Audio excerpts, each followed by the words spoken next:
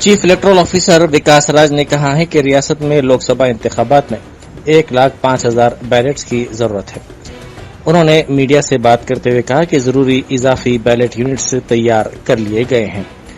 इस महीने की 6 तारीख तक ईवीएम के काम को मुकम्मल करने के लिए इकदाम किए गए हैं। उन्होंने कहा कि वोटर्स की मालूमाती स्लिप्स की तकसीम का काम 25% मुकम्मल हो चुका है।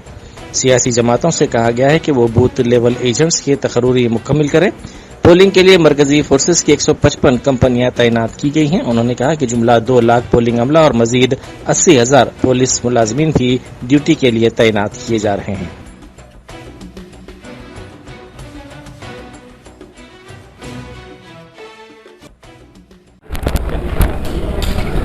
29 अप्रैल को विड्रॉवल का टाइम ख़त्म हुआ। उसके साथ फाइनल वैलिडली नॉमिनेटेड कैंडिडेट्स का लिस्ट पब्लिश किया गया। अब बैलेट पेपर की प्रिंटिंग हो रही है।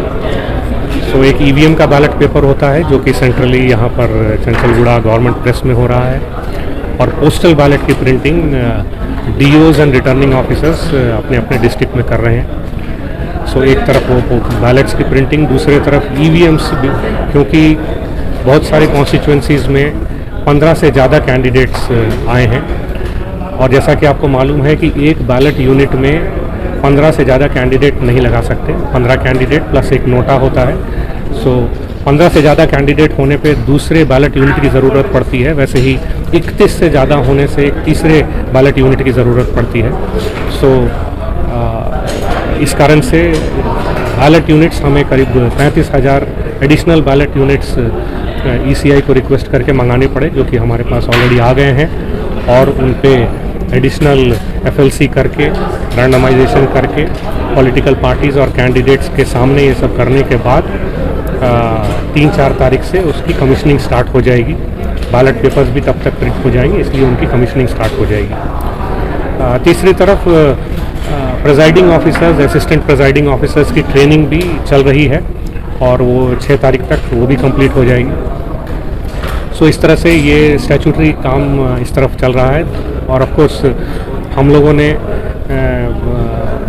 जितने भी हमारे पास सेंट्रल फोर्सेस आए हैं, जो कि 155 कंपनीज़ हमें एश्योर किया गया है कि आएंगे, उनके अलावे और थोड़ी कंपनीज़ की ज़रूरत हैदराबाद और दूसरे एरिया में डीओज वगैरह ने रिक्वेस्ट किया है, तो हम लोगों ने भी ईसीआई को रिक्वेस्ट किया है। सो अगर वो आ जाएंगे तो वो होंगे, प्लस बायलैटरल बेसिस पे दूसरे स्टेट से बात करके करीब 20,000 एडिशनल सिक्योरिटी फोर्सेस मंगाए जा रहे हैं। हमारे स्टेट के तरफ से यूनिफॉर्म्ड फोर्सेस के करीब 60,000 लोग हैं, तो ये सब लोग सिक्योरिटी में लगे रहेंगे।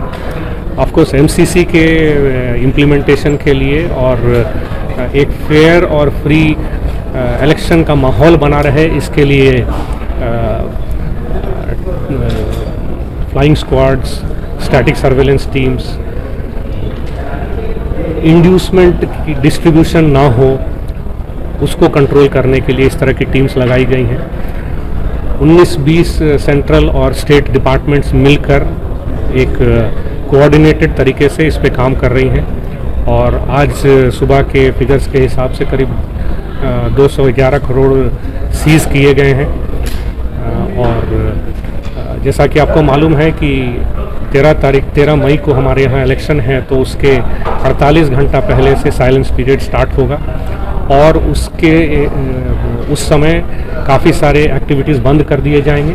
उसके बारे में डिटेल्स उस समय बताए जाएंगे, बट मेरी पॉलिटिकल पार्टी से और कैंडिडेट से ये विनती है कि वो मॉडल कोड ऑफ कंडक्ट और इस तरह के जो लास्ट 48 आवर्स और 72 आवर्स के जो कंडीशंस हैं उनको वायलेट ना करें, और उनको उनके हिसाब से करने से ही एक शांति और फेयरनेस के साथ इलेक्शन का माहौल होगा, जिसमें कि सारे वोटर्स आकर आराम से वोट कर सकेंगे। Sir, which are the political वज़ीर आला रेवंत रेड्डी ने इंतखाबी जलसे से खिताब करते हुए कहा कि वज़ीर आज़म मोदी ने केसीआर की तकरीर की नकल की है। उन्होंने पूछा कि क्या मोदी हमें डराएंगे, तो हम क्या डर जाएंगे। उन्होंने कहा कि वज़ीर-ए-आज़म मोदी ने जलसे में कोई वादा नहीं किया और डराने को ही तरजीह दी है।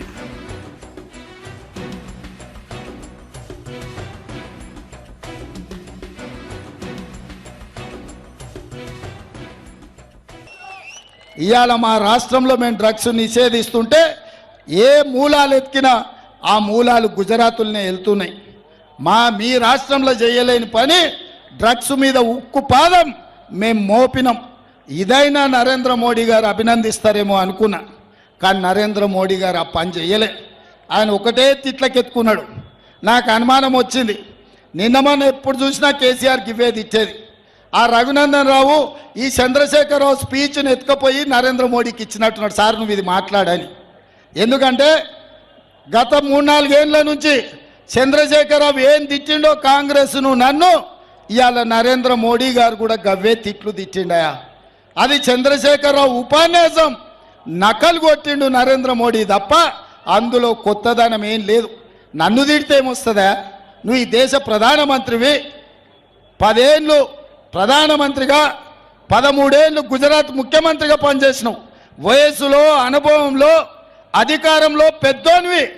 ఓ రాష్ట్రానికి ఓ పిల్లగాడు ఒక యువకుడు ముఖ్యమంత్రి ఉంటే నువ్వు పెద్ద మనిషి చేసుకొని 4 సూచనలు చేయాలి, 10 సలహాలు ఇవ్వాలి, 10 రూపాయలు ఈ రాష్ట్రానికి బడ్జెట్ ఇచ్చి మన మూసీ రివర్ డెవలప్మెంట్ ఫండ్ కోసం ఓ 20,000 కోట్ల రూపాయలు ఇచ్చి ఉండాల్సింది.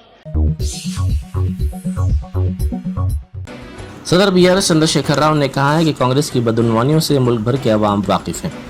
कोतागुड़म में उन्होंने कहा कि कांग्रेस पार्टी ने अवाम से जो वादे किए थे उन पर अब तक अमल नहीं किया है। खासतौर पर रैतु बंधु स्कीम के तहत किसानों में माली इमदाद फराहम करने के मामले में कांग्रेस हुकूमत गलत बयानात दे रही है। अब तक किसानों को रैतु बंधु की इमदाद नहीं मिली, जिसके बायस किसान कांग्रेस हुकूमत पर काफ़ी बरहम और नाराज़ हैं।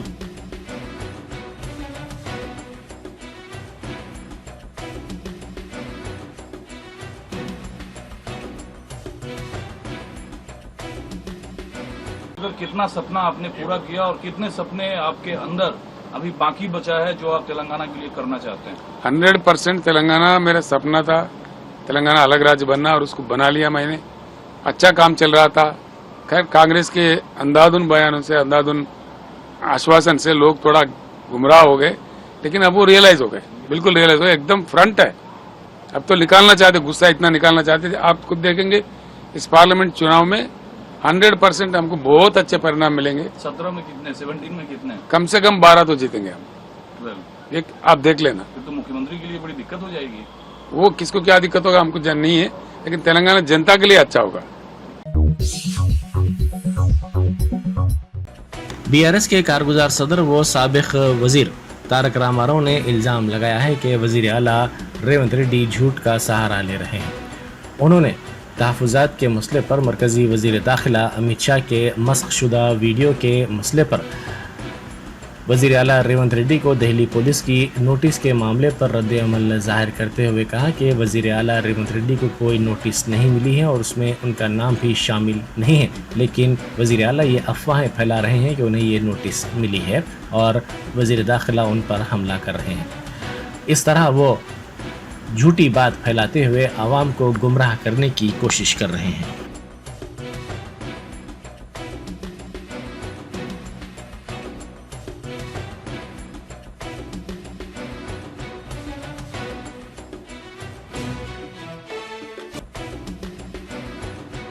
कहूँगा कि आज फेक न्यूज़ फैलाने में अगर स्वयं सीएम खुद काम कर रहे हैं तेलंगाना के, जबकि उनको कोई नोटिस नहीं मिला, उनका नाम तक नहीं है उसमें, पर चीफ मिनिस्टर ये बात फैलाने में लगे हैं कि उनको कोई नोटिस मिला, अमित शाह जी उनको अटैक कर रहे हैं, गिरफ्तार करने वाले हैं, और एक फॉल्स नैरेटिव बना के लोगों को गुमराह करने की जो कोशिश कर रहे हैं।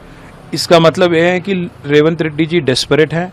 रेवंत रेड्डी जी एकदम दिखावे के लिए कुछ भी झूठ बोल सकते हैं, और पूरी तरह से जानकारी रखते हुए भी आज तेलंगाना की जनता को वो गुमराह करने की कोशिश कर रहे हैं। ये सरासर गलत है। रेवंत रेड्डी जी को, हमारी तेलंगाना जनता को अपॉलॉजी मांगना चाहिए कि उन्होंने जानते हुए, पूरी तरह से उनको मालूम होते हुए उन्होंने झूठ कहा, और झूठ के सहारे कुछ मदद हासिल करने की कोशिश भी उन्होंने की। तेलंगाना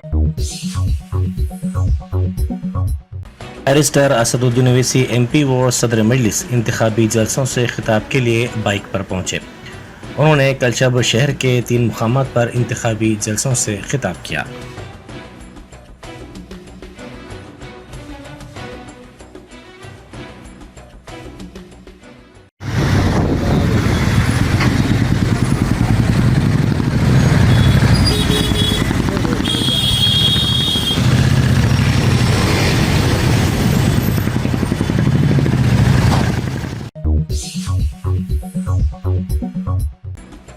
अकबरुद्दीन ओवैसी कायद मजलिस मुखर्रना पार्टी ने कहा है कि मोदी का जवाल यकीनी है।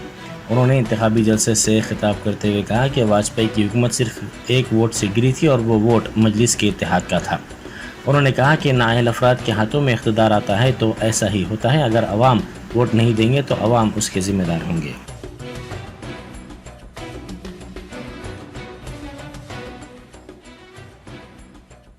वाजपेयी की हुकूमत गिरी थी, कितने वोट से गिरी थी मालूम? सिर्फ एक वोट से। और वो वोट किसका था? किसका था? अरे हमारा था, हमारे इत्तेहाद का था, हमारी जमात मजलिस का था, हमारे कायद सालार का था। नाहल लोगों के हाथ में इख्तिदार आता है तो यही होता है। खतरे खतरे से दरिया बनता है, याद रखो। अगर आप नहीं देंगे वोट तो आप जिम्मेदार होंगे। आज हम बेफिक्री के साथ, इत्मीनान के साथ अपने घरों में आराम से सो सकते हैं। कोई माय का लाल पैदा नहीं हुआ जो हमारे नींद में खलल डाले। ये मजलिस का सबसे बड़ा काम है। हमारी सफों में इंतशार पैदा करने के लिए बाज़ ज़र खरीद गुलामों को चंद टकों के एवज में खरीद लेते हैं और छोड़ देते हैं कि जाओ इनमें इंतशार पैदा करो, जाओ इनमें एक नई नई फितनों की बातों को आम कर दो और इनको आपस में लड़ा दो, आपस में बहस करवा दो और इनके जज्बे ईमान को बांट दो। सक्सेस द स्कूल के जिम्मेदारान की जानिब से लड़कियों की मेयारी तालीम और दीनी माहौल में तरबियत के लिए टोली चौकी और पुरानी हवेली ब्रांच में लड़कियों के लिए एक्सक्लूसिव स्कूल का क़याम अमल में लाया गया है। तो जल्दी करें, सही वक्त पर दुरुस्त फैसला लें और अपनी शहजादियों की तालीम के लिए सक्सेस द स्कूल का इंतखाब करें। तेलंगाना में आइंदा 4 दिनों के दौरान शदीद गर्मी की पेशकयासी की गई है। रियासत के बाद मुकामात पर आज़म तरीन दर्ज हरारत 47 डिग्री सेल्सियस दर्ज किया गया है। महकमा मौसमियात ने इंतबाह देते हुए कहा कि अवाम दोपहर को घरों से बाहर ना निकलें और घरों में ही महदूद रहें।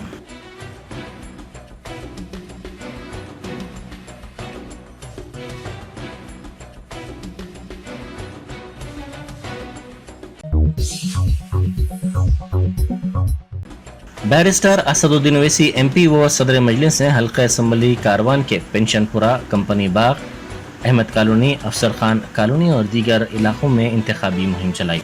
उन्होंने घर घर पहुंचकर राय दहिंदों से मुलाकात की और उन्हें वोट देकर कामयाब बनाने की ख्वाहिश की।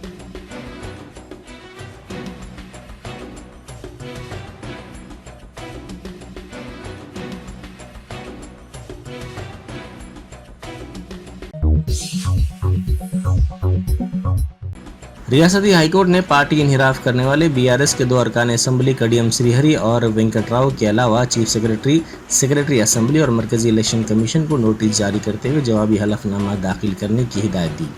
BRS के रुकन असम्बली विवेकानंद की जानिब से दाखिल करदा दरख्वास्त पर हाईकोर्ट ने ये फैसला दिया।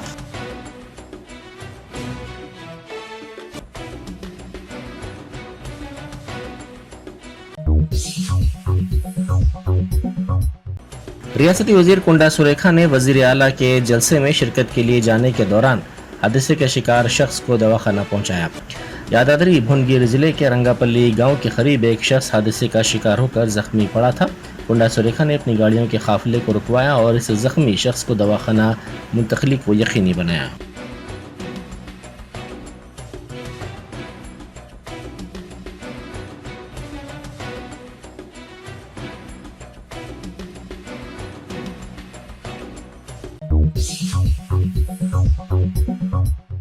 हल्का लोकसभा सिकंदराबाद के बीआरएस उम्मीदवार पद्माराव गौड़ ने कहा है कि बीजेपी जय श्री राम के नारे के साथ इंतखाबी मुकाबला कर रही है, जबकि उनकी पार्टी बीआरएस राय दहिंदों के दरमियान जाकर ये बताने की कोशिश करेगी कि बीआरएस ने उनकी बहबूद के लिए काम किया है और तरक्याती कामों की हौसला अफजाई की है, इसीलिए बीआरएस को अवाम वोट दें।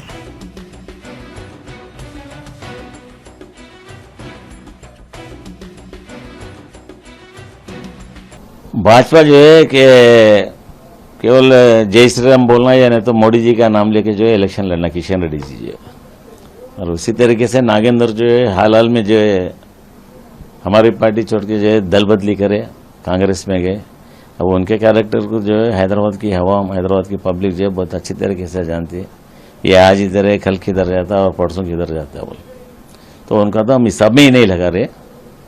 तो मेन भाजपा भी जैसा मैं हूँ, हमारे भाई श्रीनिवास है, हम वोटर के पास जाके यही पूछेंगे हम आपके सिविल इम्यूनिटीज़ के लिए ये काम करें, आपका फर्ज बनता हम हमारे फेवर में वोट दो, आपके साथ 24 आवर्स हम थे, आपके काम में आए और डेवलपमेंट किए।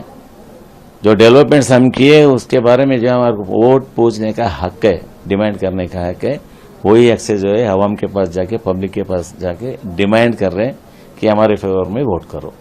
तो ज़्यादा से जितने भी लोगों के पास गए तो 75% लोग जो है। रियासती वजीर पूनम प्रभाकर ने मे डे के मौके पर सिलसिला टाउन में मुनक्किदा तकरीब में शिरकत की।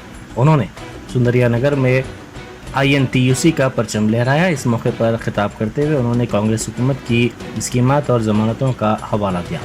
उन्होंने आवाम से अपील की कि कांग्रेस को वोट देकर कामयाब किया जाए। उन्होंने कहा कि कांग्रेस ने RTC बसों में खवातीन के लिए मुफ्त सफ़र की सहूलत शुरू की है। कांग्रेस हुकूमत की जानिब से नए राशन कार्ड्स जारी करने के इक़दाम किए जाएंगे। उन्होंने कहा कि बीजेपी को शिकस्त का खौफ है।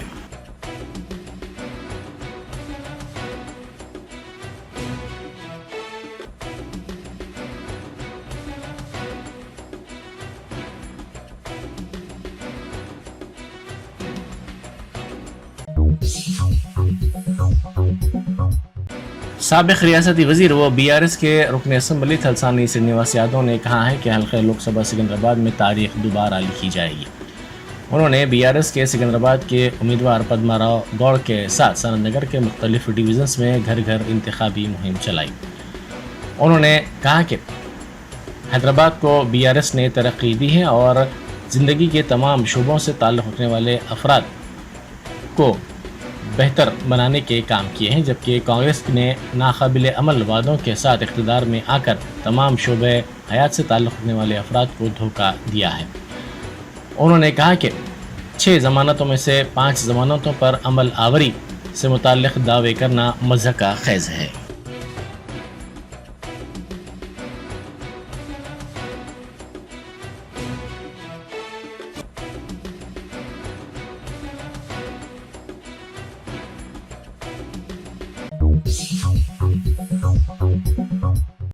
आंध्र प्रदेश कांग्रेस की सरबराह YS शर्मिला ने कहा है कि वज़ीर आला जगन मोहन रेड्डी बीजेपी के वारिस बन गए हैं।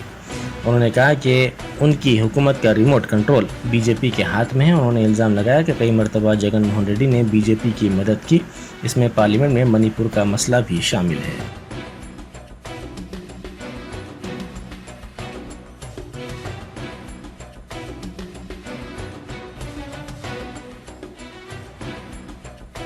జగన్మోహన్ రెడ్డి గారికి రిమోట్ కంట్రోళ్ల గురించి బాగానే అవగాహన ఉంది. ఎందుకంటే గత 5 సంవత్సరాలుగా జగన్మోహన్ రెడ్డి గారు కేంద్రంలో మోడీ చేతిలో ఒక రిమోట్ కంట్రోల్ గా ఉన్నారు, రాష్ట్రంలో తన ఇంట్లో ఉన్న వాళ్ళ చేతుల్లో రిమోట్ కంట్రోల్ గా ఉన్నారు. ఇద్దరి పేర్లు బీతోనే మొదలవుతాయి, బీజేపీ అయినా ఇంట్లో ఉన్న వాళ్ళైనా. మీరు రిమోట్ కంట్రోల్ గా మారి ఈరోజు మోడీకి ఏ బటన్ నొక్కితే ఆ పని చేసి పెడుతున్నది మీరు కాదా? మోడీ గంగవరం పోర్టుని అదానికి ఇచ్చేయండి అంటే ఆ పని చేసి పెట్టింది జగన్మోహన్ రెడ్డి గారు కాదా? రిలయన్స్ రాజశేఖర్ రెడ్డి గారి చాపర్ యాక్సిడెంట్ లో రిలయన్స్ హస్తం ఉంది అంటే జగన్మోహన్ రెడ్డి గారు చెప్తే ఈ రోజు వరకు కూడా, ఆ రోజు గొడవలు చేసిన వాళ్ళు ఈ రోజు వరకు కూడా కేసులలో ఇరుక్కుని ఉన్నారు. అలాంటి రిలయన్స్ ని బీజేపీ బటన్ నొక్కితే మీరు రాజ్యసభ సీటు ఇవ్వలేదా? ఇలా మోడీ ప్రతి చట్టానికి ఈ 5 సంవత్సరాలలో ప్రతి బిల్లుకి రిమోట్ నొక్కుతూనే వచ్చాడు. జగన్మోహన్ రెడ్డి గారు ఇక్కడ మద్దతు ఇస్తూనే వచ్చారు. ఆఖరికి మణిపూర్ ఘటనలో కూడా నో కాన్ఫిడెన్స్ మోషన్ లో కూడా జగన్మోహన్ రెడ్డి గారు మోడీకి రిమోట్ కంట్రోల్ గానే వ్యవహరించారు. జగన్మోహన్ రెడ్డి గారిని సూటిగా ప్రశ్నిస్తున్నాం, మీరు రాజశేఖర రెడ్డి గారి వారసుడా,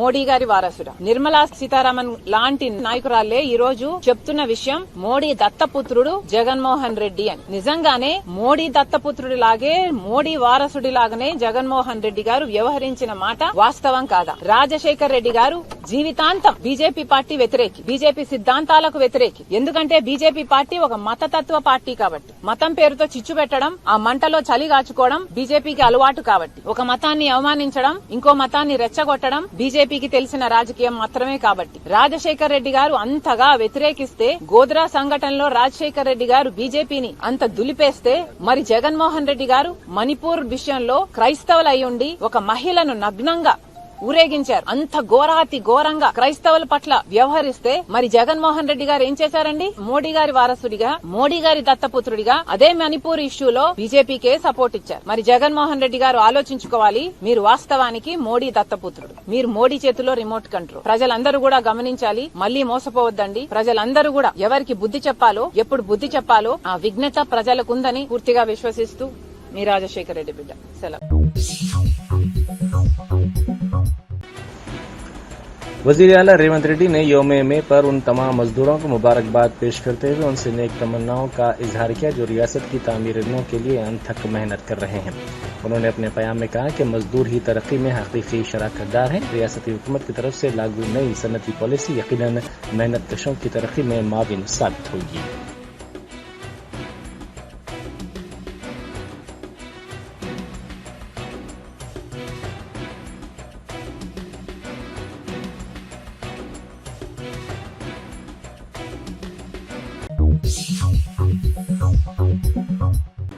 धान की खरीदारी का मुतालबा करते हुए भुवनगिर जिले में बरहम किसानों ने कलेक्ट्रेट के सामने एहतजाज किया।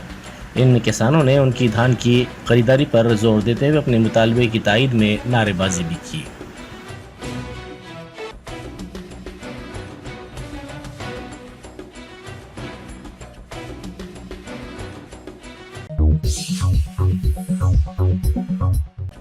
बैरिस्टर असदुद्दीन ओवैसी सदर कुल हिंद मजलिस इत्तेहादुल मुस्लिमीन व रुकन पार्लियामेंट हैदराबाद व उम्मीदवार हल्का लोकसभा हैदराबाद की तायीद में जाफर हुसैन मेराज MLA याकूतपुरा और यासर अरफात इंचार्ज याकूतपुरा ने याकूतपुरा के मुख्तलिफ इलाकों का पैदल दौरा करते हुए आवाम से मुलाकात की और सदर मजलिस के हक में वोट के इस्तेमाल की अपील की। उन्होंने कुरमागुड़ा बल्दी डिवीज़न के धोबी घाट, चंद्रैया की झोपड़ी, MCH कॉलोनी, विकासनगर और अतराफ के इलाकों का अहाता किया।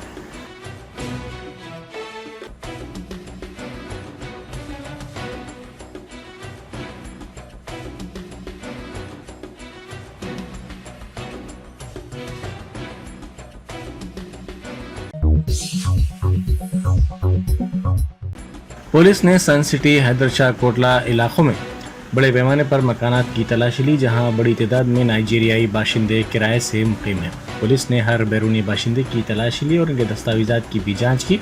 इस तलाशी के दौरान पुलिस को पता चला कि वीज़ा की मुद्दत ख़त्म होने के बावजूद बाज़ नाइजीरियाई बाशिंदे गैर कानूनी तौर पर हैदराबाद में मुकीम हैं। पुलिस ने उनके पास से मुनशियात की मौजूदगी की इत्तला पर यह तलाशी ली, क्योंकि उमूमन शहर में मुनशियात के ज़्यादातर मामलात में नाइजीरियाई बाशिंदे रास्त या बिलवास्ता तौर पर मुलविस होते हैं।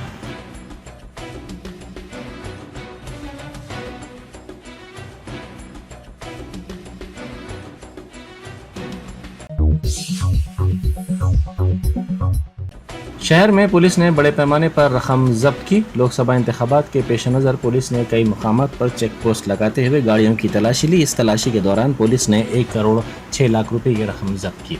हैदराबाद SOT पुलिस ने मलकपेट पुलिस स्टेशन के हुदूद के दिलसुख नगर में बस स्टैंड के करीब गाड़ियों की तलाशी के दौरान ये कार्रवाई अंजाम दी।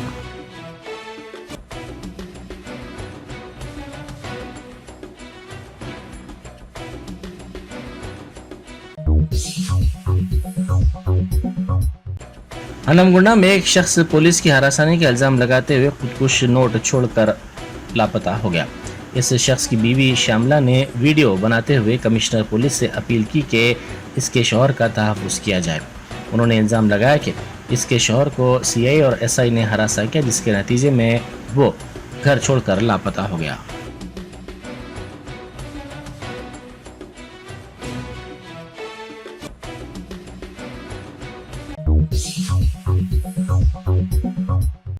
तमिलनाडु के सेलम जिले में पेश आए सड़क हादसे में 6 अफराद हलाक और 50 अफराद जख्मी हो गए।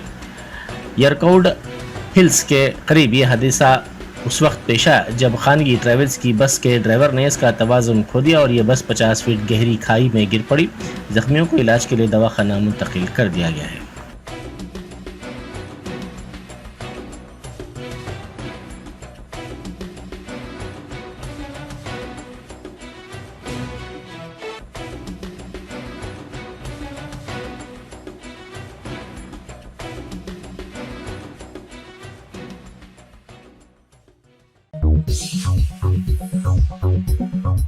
Germanton super speciality hospital, doctor Mir Jawad Jar Khan, senior experienced orthopaedic surgeon, bone fracture, joint replacement, hip replacement और स्पाइन सर्जरी कामयाबी से अंजाम दे रहे हैं। इसके अलावा neuro surgery, cardiology, gynaecology, dental, general medicine, dialysis और फिजियोथेरेपी जैसे शोबाजात में इंतहाई कामयाबी के साथ वाजबी फीस में इलाज किया जा रहा है। शेयरिंग और प्राइवेट रूम्स, अस्पताल में 24 घंटे MRI, CT scan, 2D digital x-ray, ultrasound, operation theatre, ICU और लैब की सहूलत दस्तयाब है। आपकी उम्मीदों के ऐन मुताबिक Germanten super speciality hospital, pillar number 150, Attapur, Hyderabad.